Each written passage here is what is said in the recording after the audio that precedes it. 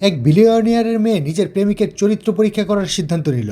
সেজন্য নিজেকে সাধারণ এক সেলস গার্ল সাজিয়ে মলে তার সঙ্গে দেখা করার প্ল্যান করলো। কিন্তু ঠিক তখনই তার হবু শাশুড়ি তাকে সাধারণ সেলস গার্ল ভেবে মুখে ঘৃণা আর তুচ্ছতার ছাপ দেখালো। পাশে দাঁড়িয়ে থাকা সং ফ্যামিলির মেয়েকেও যখন সে বন্ধুত্বপূর্ণভাবে হ্যালো বলল, সেও বিরক্ত মুখে তাকালো।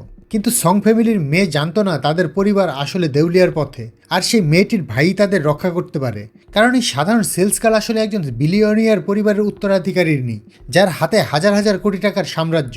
তার ভাই প্রতিটি ক্ষেত্রেই এক্সপার্ট, আর পরিবার সবসময় তাকে হীরের মতো যত্নে আগলে রেখেছে।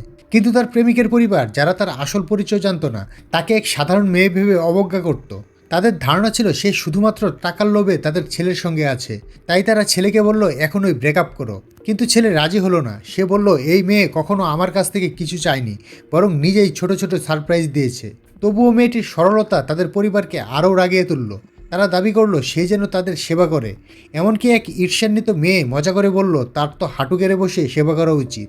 বড় বোনও সেই কথায় সায় দিল। শুধু মেয়েটির প্রেমিকই প্রতিবাদ করলো। সে বলল এই ধরনের সার্ভিস তো বিদেশে হয়, আমাদের এখানে নয়। কিন্তু মায়ের জেদের কাছে সে টিকতে পারল না। মেয়েটি ভাবলো প্রথমবার ভবিষ্যৎ শাশুড়ির সঙ্গে দেখা হচ্ছে, ঝগড়া হোক তা সে চায় না। তাই বিনয়ের সঙ্গে সে ঝুঁকে বসে শাশুড়ির জুতো পরিয়ে দিল। কিন্তু তবুও শাশুড়ি মুখে ঘৃণা নিয়ে তাকালো, এমনকি তাকে জোরে ধাক্কা দিয়ে ফেলে দিল। শাশুড়ির কঠিন কথা শুনে মেয়েটি সব বুঝে গেল। ঠিক তখনই যখন সে জবাব দিতে যাচ্ছিল, শাশুড়ি বলল তুমি আমার ছেলের যোগ্য নও। কিন্তু সৌভাগ্যবশত ছেলেটি পাশেই ছিল। সে মায়ের কথা শুনল না, বরং গর্ব ভরে বলল আমি শুধু এই মেয়েটিকেই বিয়ে করব। এই কথা শুনে মেয়েটি দৃঢ়ভাবে মনে হলো সে সত্যিই সঠিক মানুষটিকে বেছে নিয়েছে।